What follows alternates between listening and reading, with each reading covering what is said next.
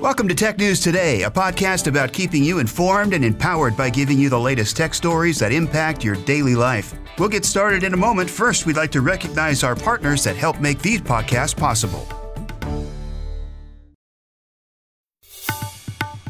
It's Thursday, November 8th. I'm Mike James. Coming up in a bit, we'll tell you about a tricky scam designed to rip off employees. Plus, you're going to love the new feature that Google Maps is working on. And a popular bank just suffered a major data breach. We'll tell you all about it. We start with a really tricky scam going around that tons of people are falling for. Criminals are impersonating high-level management companies across the country and sending emails to employees asking them to purchase gift cards to be given to important clients. It's that time of the year, right? The holiday's just around the corner. Some employees might not think twice about the request and go ahead and buy the cards. Most of these scammers are asking for gift cards from places like iTunes, Google Play, or Amazon. Sometimes they do request a wire transfer instead of a gift card. So this is what's known as a business email compromise, and according to the FBI, almost 1,200 companies have reported falling victim to this kind of request in the last year and a half. Criminals got away with over $1 million during that time, and that's just from the victims who've filed a complaint. The FBI is warning everyone to be mindful of any email, phone calls, or text messages requesting multiple gift cards, even if the request is ordinary. The emails and texts look real as criminals are getting very good at spoofing email addresses and phone numbers. The best way to handle these kind of requests is to just go directly to your boss and verify that it is real. So if you use Google Maps to help you around town, you're going to love this news. A few years ago, another navigation app called Waze was a serious competitor to Google Maps, so much so that Google bought the Waze company. One of the reasons Waze was so popular is it provides real-time traffic details that come from other drivers that have the Waze app. So if there happens to be a crash causing a traffic jam on your way to work, Waze would let you know about it and you can choose a different route. It even lets you know where the speed traps are. And now for the good news. It looks like there's going to be an option to report crashes and speed traps while you're in navigation mode. There are two buttons located at the bottom of the screen that you can tap to make the report. As we said, it's still in testing phase, so we don't know when it will roll out to everyone. But now you do know what to expect, and you'll know what it is when it does eventually roll out. Just ahead, we're going to talk about a massive data breach at a popular bank. Right now, I want to talk to you about an alternative healthcare plan from MediShare. This could help your family save a lot of money. Saving money is important, but it's weird how sometimes people will go to great lengths to save a few bucks and then ignore the ways that they can save life-changing amounts of money. If you switch to MediShare for your health care, you could save $500 a month. That's the typical savings for a family. There's a reason MediShare is growing so fast, because it works. Go to MediShare.com or call 855-25-SHARE. That's 855-25-SHARE. MediShare.com or call 855-25-SHARE.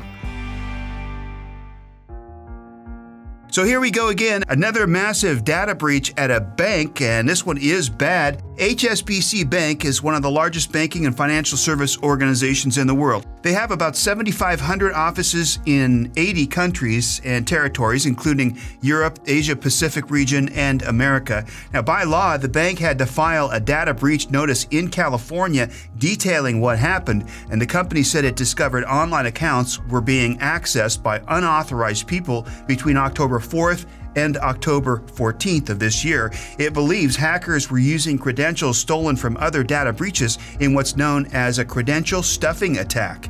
HSBC said criminals were able to get their hands on full names, account numbers, balances, mailing addresses, phone numbers, email addresses, transaction history, and more.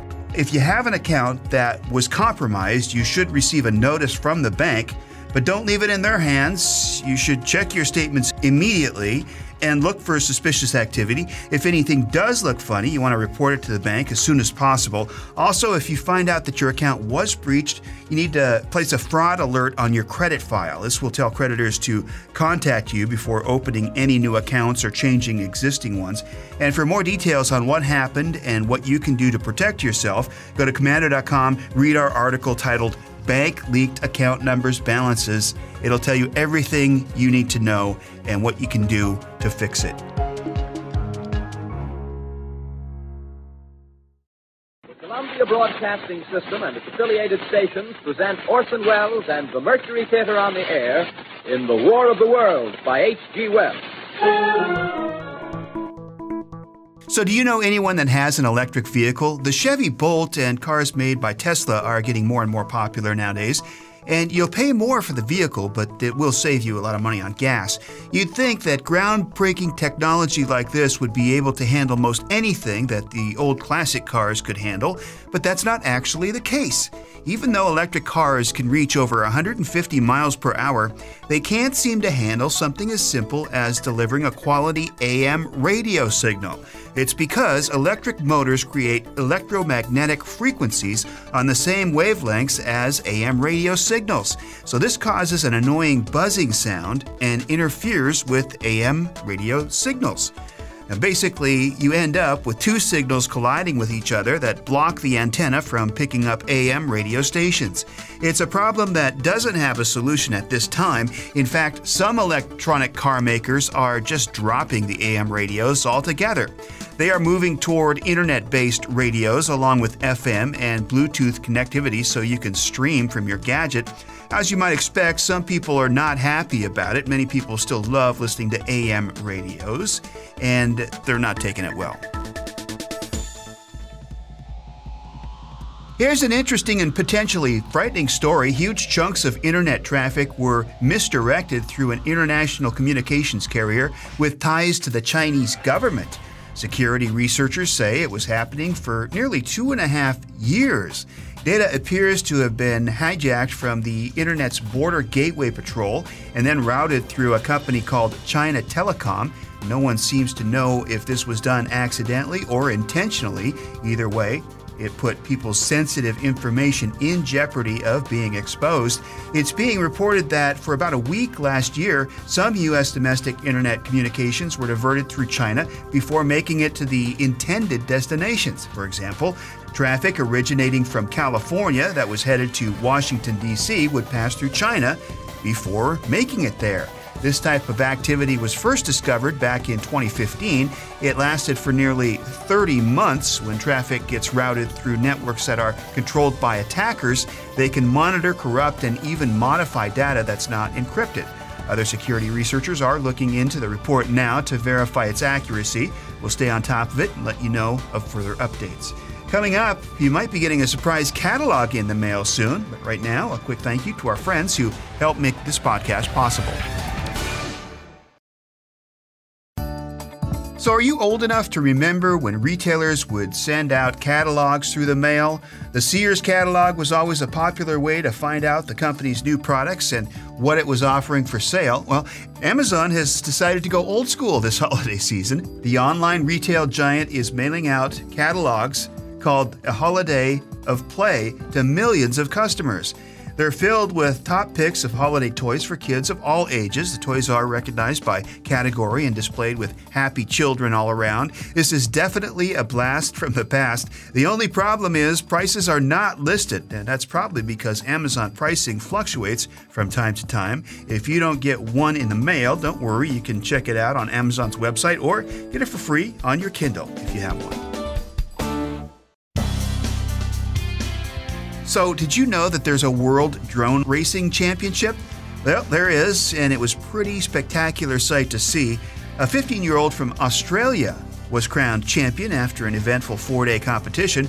Competitors from around the world participated and did their best at handling high-speed quadcopters, piloting them around a neon-lit course. It's organized by the World Air Sports Federation, and the winner took home $24,000. That's a pretty good paycheck for a young kid. 127 people entered the contest trying to win the top prize. The inaugural event took place last weekend in China and was streamed live online. When the race ended, the winner said he's very competitive and a person who always aims high, and we congratulate him. By the way, once you're done listening to our podcast, do us a favor, share us on iTunes or Google Play, wherever you get your podcasts, and we would appreciate that. It helps more people find us. Finally, for today's Commando Kicker, a huge flat iceberg with perfect right angles was spotted by NASA recently. The iceberg's unique geometric shape sparked considerable debate on social media that it was formed by space aliens, but according to the space agency, there's a simpler scientific reason why the iceberg appears to be the perfect rectangle. It's called a tabular iceberg, which are wide and flat and long like a sheet cake. They split from the edges of ice shelves, but what makes this one a bit unusual is it looks almost like a square. For more fun and interesting facts, go to Commando.com and search for the Commando Kicker. And don't miss our other podcasts. This week on Commando.com, which comes out on Thursday evening, we've got a really cool one about the future of travel and how airports are getting all these cool instruments and high-tech devices to make your travel through the airport, a lot easier and faster. As a matter of fact, we talk about some airports that are even using self-driving cars to get you through the airport. It's fascinating. You can find it at podnet.com, also on your favorite podcast player, or of course, Apple and Google Play stores. Thanks for listening. We'll see you tomorrow.